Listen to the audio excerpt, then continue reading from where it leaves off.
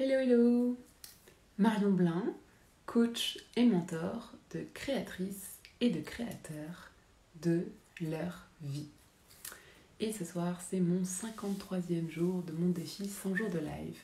Et c'est un super jour puisque j'ai mon offre Impulsion de coaching gratuit de découverte contre témoignage qui est complète. Voilà, donc en 4 jours, je crois, elle a été prise d'assaut et donc je suis ravie de la façon dont cette offre m'est venue, de la façon dont je l'ai présentée, de la façon dont elle a été rapidement réservée et des 5 personnes que j'ai retenues.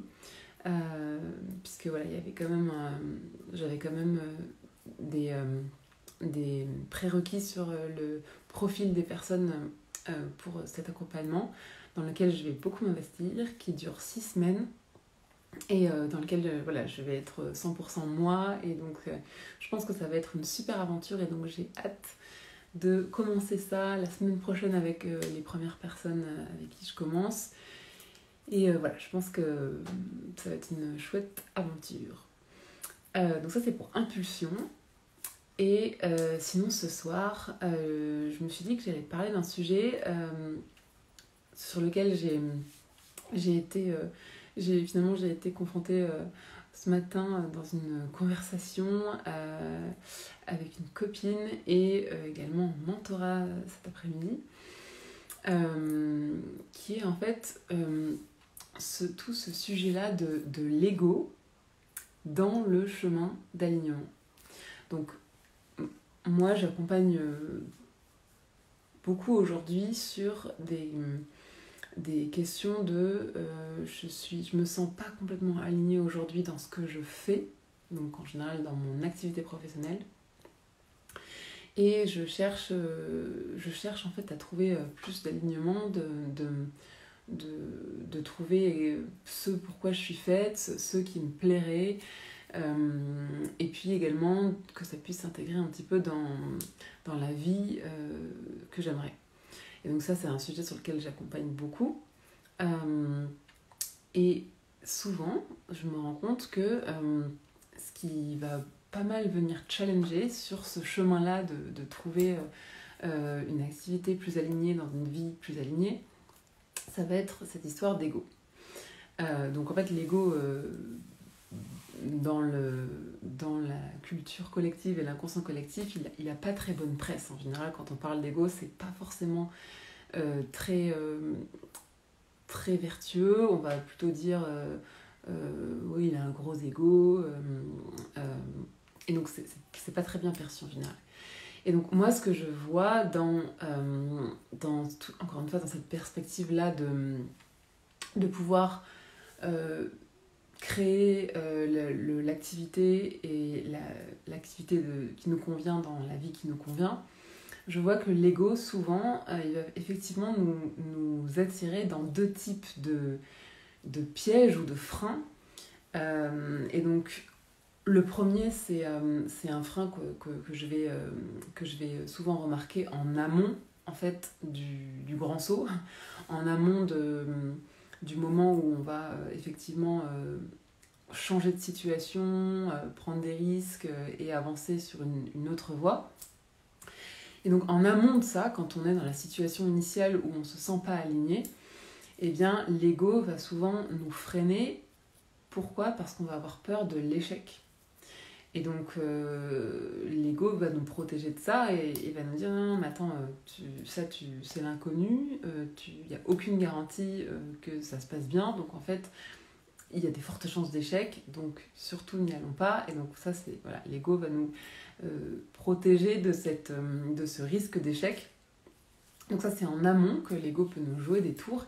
Et ensuite, quand on saute le pas et qu'on commence un petit peu à faire ce chemin d'alignement, eh bien l'ego, il va encore une fois nous freiner à chaque fois qu'on va se rendre compte que on s'est trompé éventuellement de voie, et on bifurque sur le chemin là, de notre alignement, quand on essaie de se découvrir, quand on essaye de trouver l'activité qui nous correspondrait vraiment le mieux et dans le type de vie qui nous correspondrait vraiment le mieux, eh bien, voilà, parfois on avance dans une direction et on se rend compte que c'était pas tout à fait ça, on bifurque, et à chaque fois qu'on bifurque, l'ego peut venir se mettre en travers et nous faire ressentir du découragement, de la culpabilité même, de « Ah merde, je me suis encore trompée, j'ai encore annoncé à tout le monde que j'allais, ça y est, j'avais trouvé le truc, et en fait non. » Et puis, encore une fois, nouvelle peur de l'échec. Et voilà, l'ego vient beaucoup se mettre en travers de ça et donc nous immobilise en fait dans notre volonté d'avancer, de tester des nouvelles idées, de tester des nouvelles pistes, de nous lancer. L'ego va nous immobiliser beaucoup. Et donc, en fait, c'est quoi l'ego ? L'ego, bon, encore une fois, hein, je ne cherche pas à mettre des définitions universelles, moi c'est la façon dont je le comprends. L'ego, c'est en fait la façon dont on se perçoit. Donc en fait, voilà, la façon dont l'image qu'on a de soi-même en fait. Donc ça peut être, voilà, moi je suis une grande blonde, moi je suis, voilà, un père de famille, j'en sais rien, moi, directeur commercial, moi je suis un sportif qui fait ci, fait ça. Enfin, c'est la façon dont c'est l'image qu'on a de nous-mêmes en fait. C'est quand on se définit par contraste par rapport au reste du monde, voilà, comment on se perçoit. Et donc, en soi, moi, ma vision, c'est que l'ego, il n'y a pas de problème avec l'ego, en fait, on en a besoin. Sinon, si on n'arrive pas à se percevoir soi-même, en fait, on ne se distingue pas du reste de l'univers, en fait. Donc, il faut qu'on puisse se percevoir. Là, l'ego me dit que je suis une femme de 36 ans, maman, qui entrepreneur, et que je suis courageuse, battante, volontaire, ambitieuse. Voilà. Bref, ça, c'est l'image que j'ai de moi-même. Et donc, encore une fois, c'est ni bien ni mal, c'est même nécessaire, j'ai envie de dire, l'ego. Et mais donc, c'est vrai que l'ego a mauvaise presse et que moi, j'ai souvent des personnes qui viennent me voir avec justement cette quête d'alignement et qui me disent ah bah tu vois, j'ai commencé ce travail, voilà, il y a, j'en sais rien moi, 2 ans, et en fait... donc du coup j'ai tardé à me lancer et puis quand je me suis lancée, bah, tu vois, j'ai exploré cette voie-là et je me suis rendu compte au bout d'1 an que en fait c'était pas ça qu'il fallait et en fait donc du coup je me suis engagée dans cette voie-là et là encore 6 mois et puis je ramais et puis à un moment bah, j'ai fini par me rendre compte que là aussi il y avait ça qui allait pas et qu'en fait donc c'est ni ça ni ça et donc là maintenant je recommence à zéro, je suis perdue, je sais plus vers où aller, je me rends compte qu'en fait je me trompe à chaque fois, que je fais des mauvais choix et donc du coup j'ai peur d'avancer, là je sais plus vers où me lancer. Donc ça j'ai souvent ce sujet-là. Et en fait moi ma vision c'est que c'est en fait le fait d'avancer comme ça et de se rendre compte à chaque fois qu'en fait on doit réajuster la trajectoire parce qu'en fait ce qu'on avait encore pensé comme un peu mieux aligné, c'était pas tout à fait aligné. En fait pour moi ces étapes-là, c'est un excellent signe qu'on est en train petit à petit de épurer finalement les couches d'ego qui étaient les plus éloignées de qui on est vraiment. Et donc pour moi les personnes qui ont rencontré ça dans leur vie, pour moi je le perçois comme en fait c'est super bon signe parce qu'en fait t'en es à ce stade-là de maturité qui fait que t'as déjà lâché paf cette première couche d'ego, paf cette deuxième couche d'ego, paf cette troisième couche d'ego. Et donc là déjà t'as épuré déjà 3 couches et du coup on se rapproche là, on se rapproche de ce que en réalité tu sens ce pourquoi tu es fait vraiment, ce que tu désires vraiment, etc. En tout cas, par opposition à ce que tu ne veux pas, on commence vraiment à voir quelque chose se dessiner. Et donc moi je trouve que c'est vraiment à poser un regard un peu sévère sur soi-même quand quelque part on s'en veut, finalement de bifurquer, d'essayer des voies et puis que c'est pas ça, etc. Et donc après même de plus trop oser annoncer aux gens où est-ce qu'on en est, de redouter la fameuse question alors tes projets professionnels, ta reconversion, t'en es où? En fait, j'ai beaucoup de personnes qui sont bloquées par ces questions-là. Parce qu'en fait, on s'imagine qu'en fait, à chaque fois qu'on va bifurquer, finalement, les gens vont se dire bon, en fait, elle sait pas du tout où elle va, elle navigue à vue, c'est n'importe quoi. En plus, elle pensait qu'elle était bonne là-dedans, et en fait, elle s'aperçoit qu'elle n'est pas capable de ça. Ça, c'est ce qu'on se raconte que les gens pensent. Dans le pire des cas, s'il y a des gens qui pensent ça, ça veut juste dire que eux-mêmes ne s'autoriseraient absolument pas de tester des choses, qu'ils auraient une trouille bleue de devoir réajuster leur trajectoire, et que du coup ils préfèrent rester dans une zone de confort connue où c'est garanti à 100%, ils savent très bien ce qui va arriver, c'est hyper plafonné en général, mais au moins ils savent ce qui va arriver, ils vont pas bouger de ça. C'est tout ce que ça dit en fait. Mais moi, comment je perçois le fait de petit à petit enlever un petit peu, se dépouiller de ces couches-là d'ego qui étaient des masques en fait sur qui on est vraiment. En fait, moi je trouve que c'est des preuves qu'on avance vers plus d'alignement. Donc en fait, on devrait être plutôt fier de dire tu vois, là, je pensais vraiment que c'était ça qu'il fallait pour moi. Et en fait, je me rends compte que non, c'est pas tout à fait ça, c'est même pas assez ajusté en fait.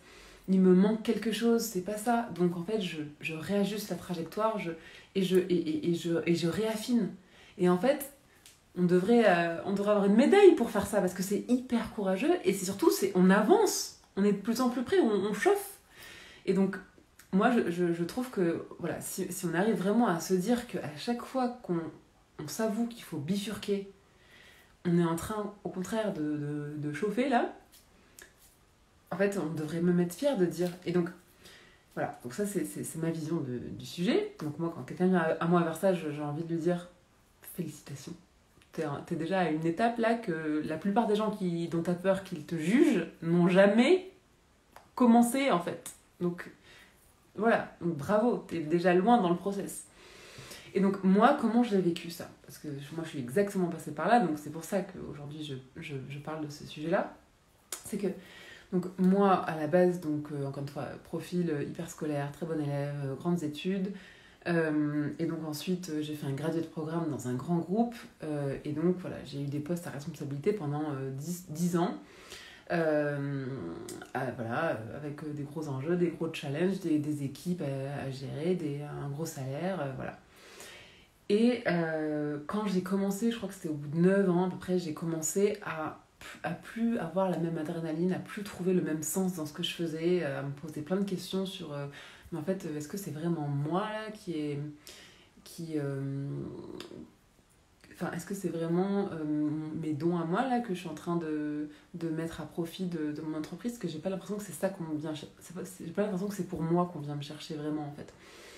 Et donc quand j'ai commencé à me poser ces questions-là, il a fallu que je me dise peut-être falloir du coup changer les plans là. Et donc même si tu as une carrière hyper ascendante, même si sur le papier tout roule et que voilà, personne ne s'attend à ce que potentiellement tu quittes ton job et tu fasses autre chose, et va peut-être falloir y songer. Et donc à cette période-là, je me rappelle, ça n'a pas duré longtemps chez moi, mais j'ai quand même eu des peurs non mais attends, tu vas pas tout lâcher comme ça, non mais attends, là t'as la sécurité financière, t'as le statut, t'as le prestige, t'as pas fait toutes ces études pour rien, t'as pas fait de graduate programme tremplin pour rien, et donc j'avais tout ça, et donc l'ego qui me disait qu'à l'époque que j'étais une nana hyper ambitieuse, qui avait des postes à responsabilité très jeunes, un gros salaire, qui voyageait dans le monde, qui était manager, etc. Quelque part, c'était l'image que j'avais de moi, et de ma valeur aussi. Et donc cet ego-là, il voulait pas lâcher ça, il voulait pas aller s'aventurer ailleurs. Donc voilà, ça c'était des doutes et des peurs et des freins que j'ai eu pas longtemps, parce que pour le coup moi j'ai rapidement dépassé ça, mais en tout cas voilà, j'ai quand même eu ces freins en amont du grand saut. Et puis quand j'ai sauté quand je me suis lancée quoi, et que j'ai quitté ma boîte, et que du coup je me suis inscrite à Pôle emploi, et bon, également dans un incubateur, mais je me suis inscrite à Pôle emploi. Eh bien, il a fallu, ça a été dur pour moi, en fait, quand j'allais à des soirées où j'rencontrais des gens et qu'ils me disaient « Et toi, tu fais quoi ?» Et quand je répondais depuis des années « Moi, je suis directrice commerciale, grand compte, voilà. Ah, c'est quoi ? Je gère des deals à plusieurs centaines de millions et des équipes, et j'ai des tels clients prestigieux, très connus en France, etc. » Et là, en fait, je suis inscrite à Pôle emploi et je crée ma boîte. Et donc, ça a été vraiment... En fait, c'était dur pour moi, en fait, de dire, en fait, là, je suis en recherche d'emploi, en fait. Enfin, en termes de statut, je suis inscrite à Pôle emploi. Et donc, en fait, voilà, moi, c'était pas du tout programmé comme ça dans mon enfance, dans mon parcours académique, dans ma carrière. J'ai jamais cru que j'allais un jour être inscrite à Pôle emploi. Et donc, le temps que mon ego, en fait, switch sur... En fait, Marion, t'es pas inscrite à Pôle emploi, tu quittes ta sécurité, ta prison dorée, et tu as le courage de le faire, et tu crées ta entreprise. Donc, mais le temps que mon ego, en fait, comprenne ça et lâche le fait que ma valeur ne réside pas dans mon statut, mon métier, mon salaire, etc., il y a eu un temps d'ajustement et j'ai eu du mal à lâcher cette couche-là. Donc ça... Ah, j'ai une petite interaction. Bon, ça s'interrompt. Donc ça a été la première couche d'ego que j'ai dû lâcher. Et puis ensuite, quand moi j'ai quitté ma société, j'ai dit à tout le monde, mes collègues, ma famille, mes amis, etc., que j'allais créer des centres d'orientation et de développement personnel pour les adolescents. Et donc, je suis arrivée dans un incubateur et j'ai annoncé, voilà, moi je vais être la PDG de cette comment dire, franchise de centre de développement personnel et d'orientation pour les jeunes. Et donc, je veux révolutionner l'orientation pour les jeunes et créer plusieurs centres en France et puis pourquoi pas en Europe et diriger tout ça. Et donc, j'étais hyper portée par les convictions que j'avais sur l'éducation, l'orientation, etc. et la place des jeunes dans la société, clairement. Mais mon ego, en fait, me racontait qu'il fallait que, si ça m'intéressait, il fallait que je sois chef d'entreprise de plein de centres en France et que, quelque part, je sois à nouveau cette boss girl et que ce soit des centres qui soient rentables, etc. Et donc, c'est cette histoire que je me racontais, en fait, et cette histoire que je racontais autour de moi. Et à un moment, assez rapidement, au moment de la levée de fonds, j'ai senti, je faisais insomnie sur insomnie, et je sentais que en fait, j'allais dans le mur, là. Et en fait, il a fallu que je lâche cette énième couche d'ego qui, malgré le fait que j'avais osé quitter ma situation initiale, que m'avaient finalement offert mes études, etc., malgré le fait que j'avais quitté mon job, etc., il fallait encore que mon ego se raconte que oui, mais je quittais ça pour retrouver une situation encore une fois, de chef d'entreprise, de business girl, etc. Et donc, quand j'ai compris qu'en fait, c'était pas du tout dans mon énergie d'aller prendre l'avion pour aller aux quatre coins de la France, gérer des problèmes de personnel, de normes, de faire la relation presse, etc. Et avoir des semaines hyper chargées et être chef d'entreprise avec tous ces sujets-là, alors que je suis introvertie, que j'ai vraiment besoin de mon temps, de mon espace, d'être à mon rythme, que je préfère les relations one-to-one, en toute intimité, profonde, etc. Quand j'ai compris qu'en fait, c'était pas du tout aligné avec mon énergie, ben j'ai dû lâcher ça. Et donc là, ça a été ok. Donc en fait, t'as quitté ta super position prestigieuse, ton super salaire, etc. pour être chef d'entreprise de plein de centres, machin. Et en fait, t'es plus la directrice commerciale dans ton grand groupe. Tu seras pas cette espèce de boss girl de chef d'entreprise. Et donc, en fait, t'as quitté tout ça, mais en fait, tu vas être quoi, en fait? Et donc, après, voilà, j'ai encore cheminé. Mais pour dire que j'ai vraiment vécu, en fait, ce dépouillement, en fait, couche par couche d'ego, pour finalement aujourd'hui, alors je pense que j'ai pas fini, hein, je vais encore me découvrir et je pense que j'ai encore des couches d'ego qui me freinent pour encore atteindre plus vite ce que je désire. Mais en tout cas aujourd'hui, ça y est, j'ai lâché ces identités-là de performance, de performance sociale aussi, de statut, etc. Et aujourd'hui, ce qui m'intéresse vraiment, c'est d'aller taper dans ce qui me met en joie, dans là où je suis douée, dans ce qui me donne de l'énergie, dans là où voilà, je sais que je délivre de la valeur, etc. Et donc, voilà, maintenant je pilote avec ça, mes choix, et donc je me suis vue bifurquer à plusieurs reprises. Bon, ça je le savais, parce que quand je me suis lancée dans l'entrepreneuriat, je m'étais bien dit, la seule certitude, c'est que ton objectif d'arrivée ne sera jamais là où tu vas arriver, en fait. Tu vas devoir bifurquer sur le chemin, et justement, l'intelligence, c'est de savoir, en fait, lâcher certaines identités et de pouvoir bifurquer tout en se disant mais c'est trop cool, en fait, j'avance à chaque fois qu'on s'est trompé de voie et qu'on ajuste la trajectoire, on avance. Et donc voilà, donc c'est ça que je voulais déposer ce soir.